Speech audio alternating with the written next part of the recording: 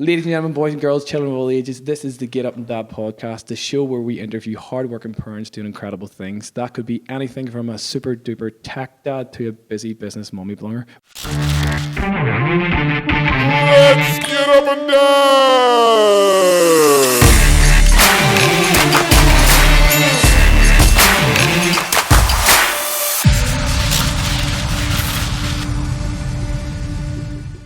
Today we have Aimee Oliver on the show, founder of Bodyfit Mums. Thanks for joining us on the show, Aimee. Thank you for having me. Can we just start off by telling us how many kids you have and how old are they? I have 2 children. Lily is 4 and Jack will be 2, believe it or not, at the end of January. Okay. So can you tell us the story of Bodyfit Mums and how it came about? So Bodyfit Mums came about probably about 4 years ago, just after Lily was born. I kind of was a brand new mum. There was none of my friends who had really had kids at the time, so I kind of felt like I was kind of just winging it at the time. And I actually had a really bad experience with breastfeeding in public. I think Lily was about 2 weeks old. And after that, my mental health kind of took a bad effect on it. It was more kind of anxiety side of things. So kind of got really anxious about bringing Lily out in public, etc., etc.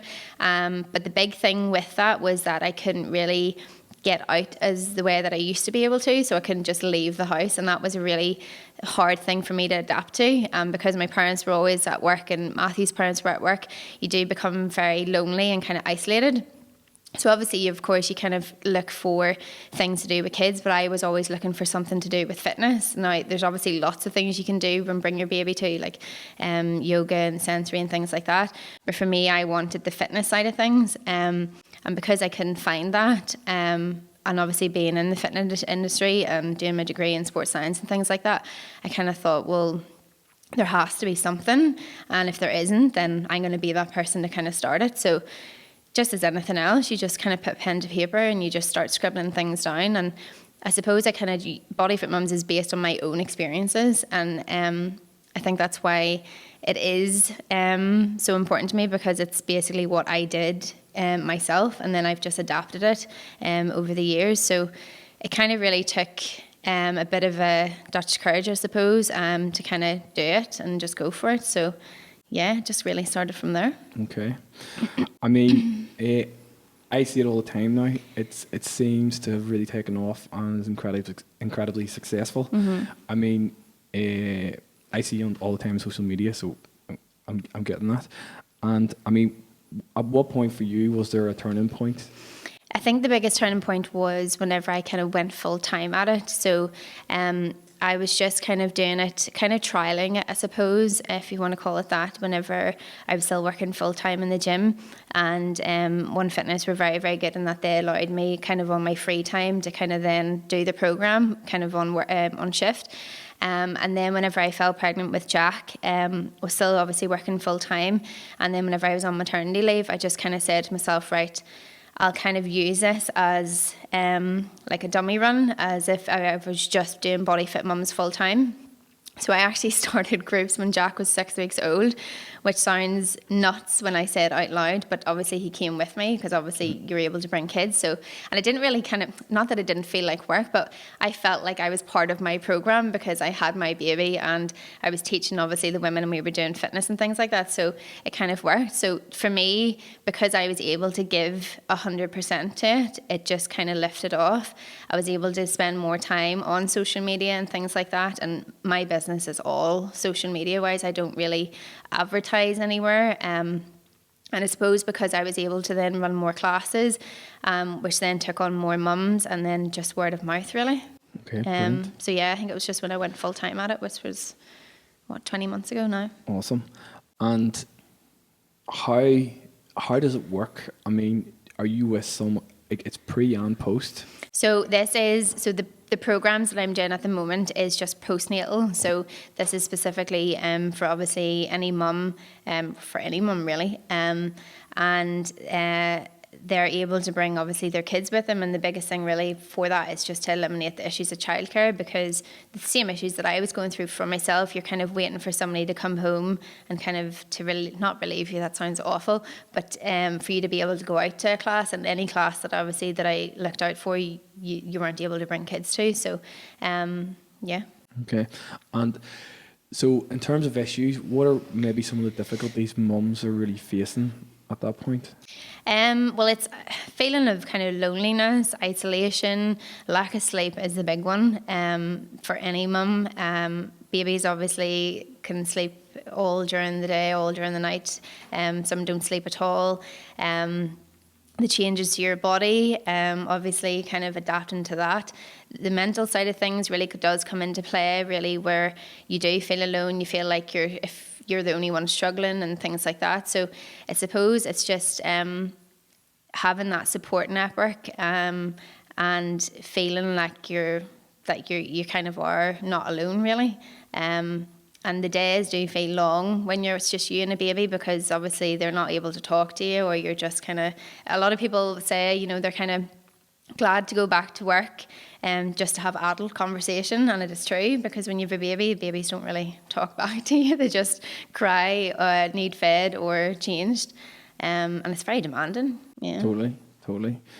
For me, you know, I'm on baby number 3 here, and the lack of sleep is it's the hardest thing, killing me, you know. And it's not even the not sleeping, it's broken sleep for me. So you're maybe up 2 hours, up another 2 hours, and do you know what I mean? So so I mean, what's your favorite, for your kids, what's your favorite thing to do with them? What's your favorite get up, let's go?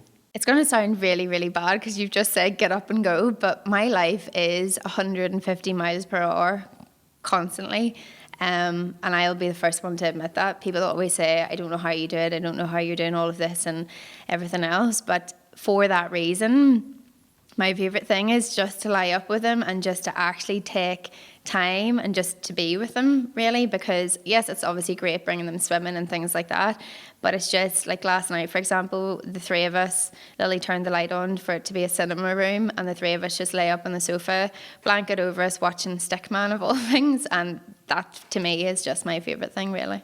Okay, brilliant. As bad as it sounds, making them sit on the sofa, but I just love it. I mean, I find that a lot. Like, I've been doing podcasts now for a while, and for a lot of people who are going 100 mile an hour and doing lots of things, I mean, the best thing sometimes is just to take a break and rest, you know, and it's great to be able to do that with the kids, you know, and sit up on the sofa. Yeah, I think you feel like you have to do stuff with them all the time, and half the time they just appreciate being with you, because you know, I am away from them quite a bit. Obviously, they'll be in school, or Jack would be in childcare 9 to 5, so you do get that mum guilt, I suppose, but I suppose it's just part of it. And how do you kind of manage that balance of work and kid? Because I would imagine with you bringing your kids to, did you bring your kids to Bodyfit Mums? So no, I don't. I used to obviously bring Jack with me whenever I was still on maternity leave. But no, they're both in childcare. So the balance is tough. Like, I'll not lie about that. But I think it's just something that I'm so used to. I'm just so used to having so many things going on. I kind of feel like I get itchy feet if I have nothing really to do, I suppose. But with lots of things at the moment, I just feel this last 6 months there's just been so much going on. So I will admit the balance probably hasn't been exactly where I want it to be. But I do try and keep the weekends to, you know, just family and things like that. But it is hard, but I'm a juggler. Yeah. I mean, it's something for me. For me, it comes in waves. Yeah. Where it's like a big wave of let's do lots of work, and there's a big wave of relax, and for me, it's a difficult thing for me to try and manage that work-life balance too, especially because my hours are just all over the place, and it can be anything, you know. So, what would you say is most difficult in what you're doing in terms of, you know, working with mums in this way?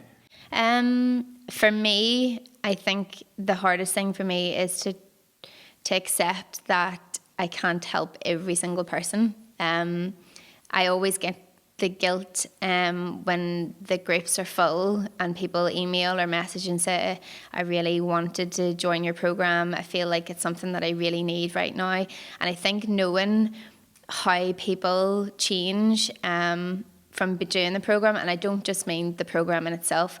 I mean how good it is for mums to be with other mums and to get out of the house and to exercise. Not obviously for the physical side of things, but for the mental health too.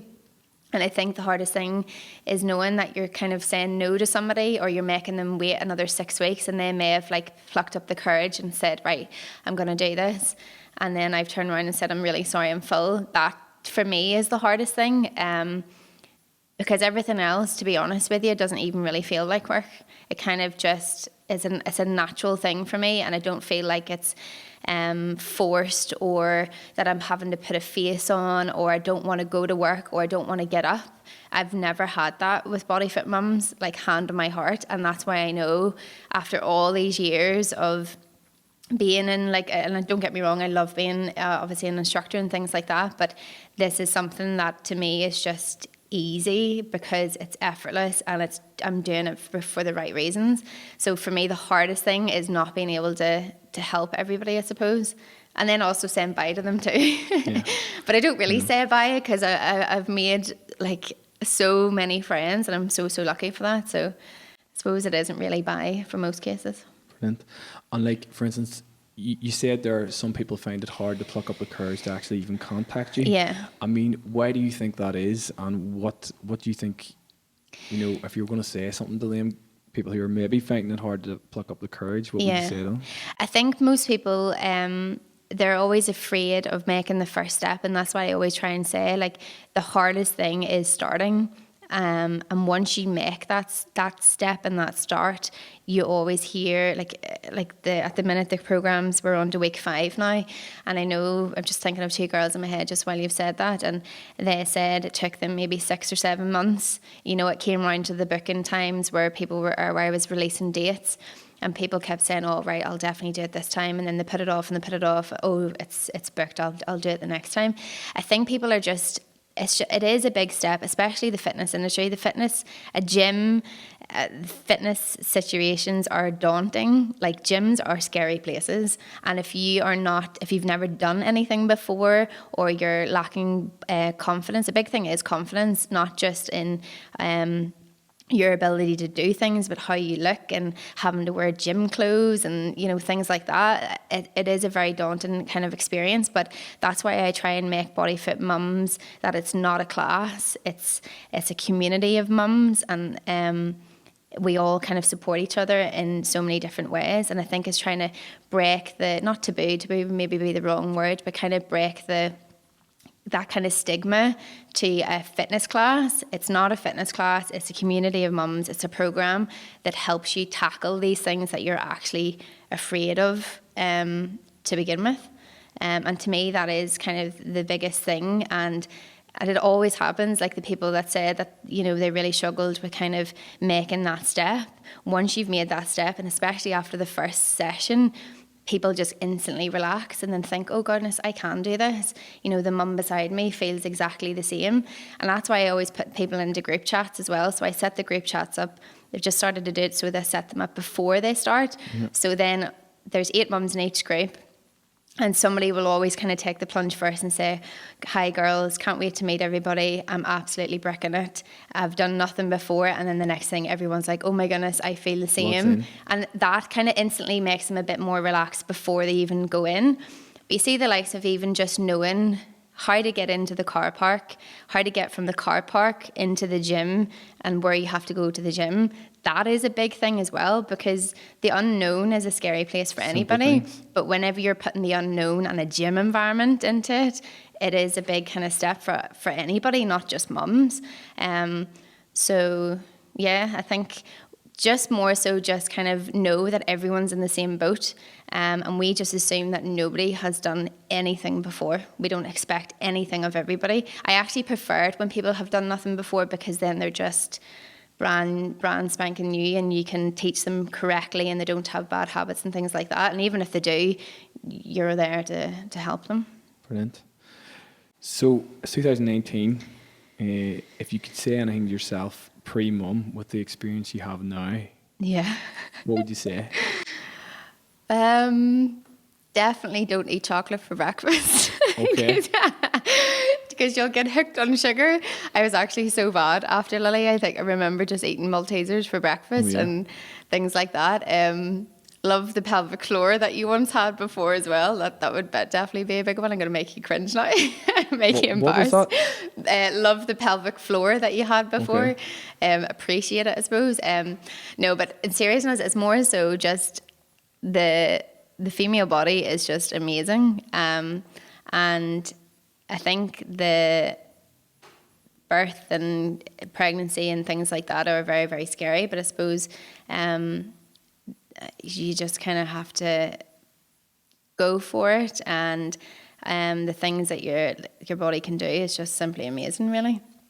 And I suppose the difference that really, I suppose, when I think about after the second, in comparison to the first, it's kind of not to be so hard on yourself as well. Because we do put a lot of pressure on ourselves as mums, and social media plays a big part on that.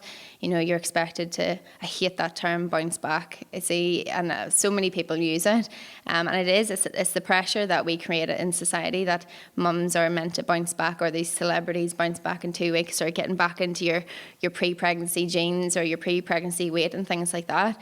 And I think we just have to not be so hard on ourselves, and to just realise that what we've actually done is just amazing. We've grew and developed and carried a human being and introduced it into the world, and just to be proud of what you've done.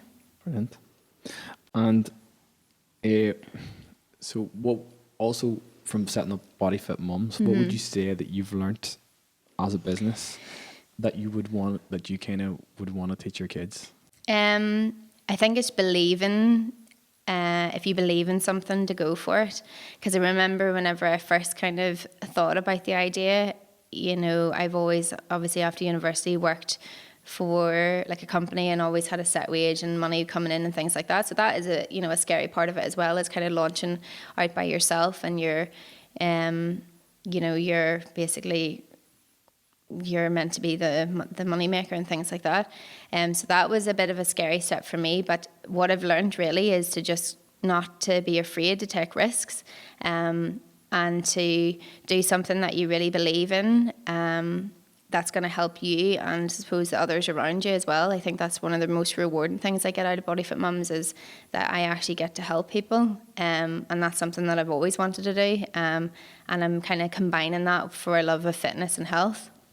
So I suppose, it would just be to not to be afraid to take risks, go for everything. And yes, there'll be bumps in the road, but you just have to believe in what you believe in, and just do it for the right reasons. Awesome. And what would you say is the next big thing for you? Oh goodness, that's a question. There's lots and lots of things I want to do. First of all, we've kind of talked a bit about the mental health side of things.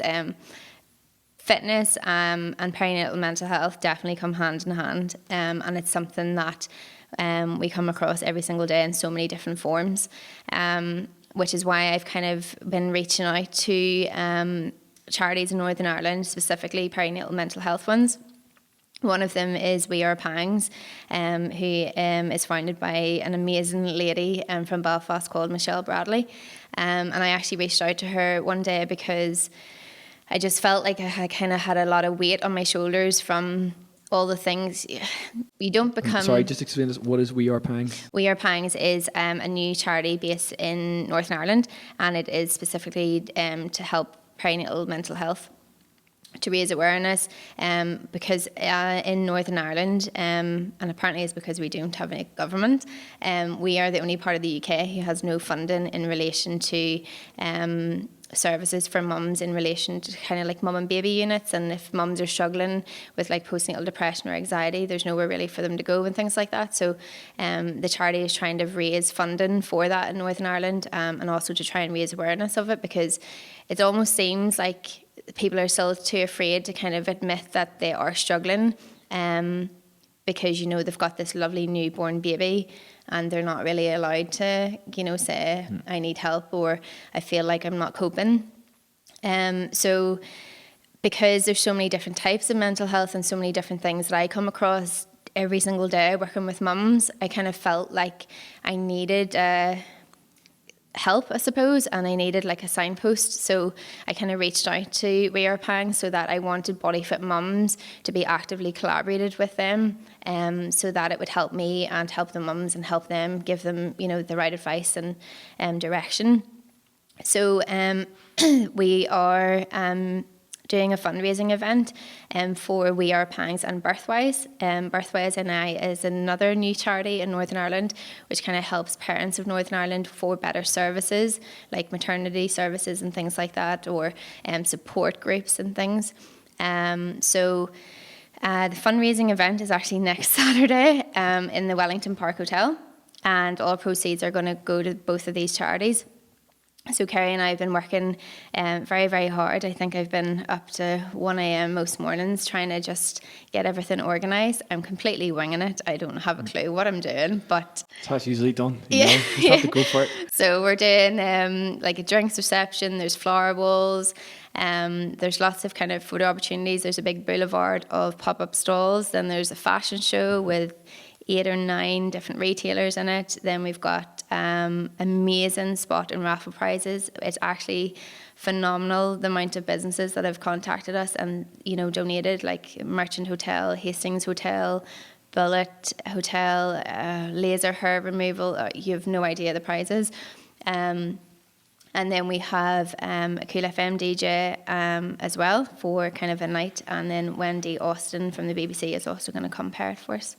So yeah, really, really excited for that. And again, I think that it's the biggest thing for me. I almost feel like it has succeeded because so many more people are talking about the charities and talking about mental health, you know, specifically perinatal mental health. So that for me, you know, we've kind of succeeded already without obviously the event. And how do you think the response? Yeah, exactly. See the amount of awareness that you've created that I have seen even on from the event itself. It's been brilliant, and it hasn't even happened yet. I was going to say, how do you think the responses of well for Bodyfit Mums? Even going by people that have contacted us to donate prizes, the first thing most of them say, if it's a woman anywhere, would be, I actually suffered this myself, so I'm actually I really want to support this, and I'm so pleased that somebody's kind of speaking up about it.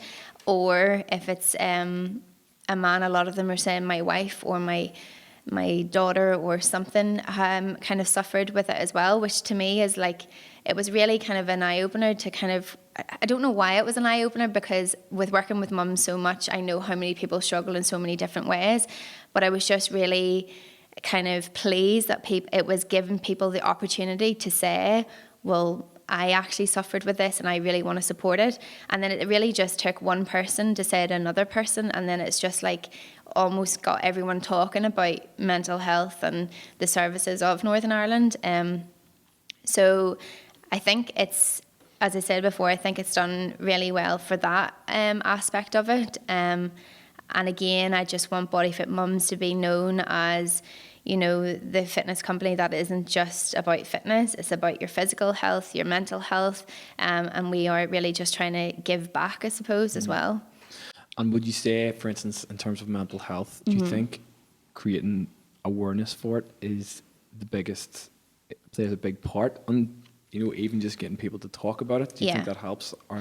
Because if I take, for example, people being in my groups of classes, it usually happens within the first 3 weeks, I would say. After week 1, people have just started to get to know everybody and starting to relax. But it literally just takes one person in a group chat to say, does anybody else feel like they can't cope when this happens? And then everyone will go, yes, I do too.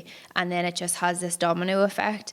And it definitely helps when one person, it just takes one person.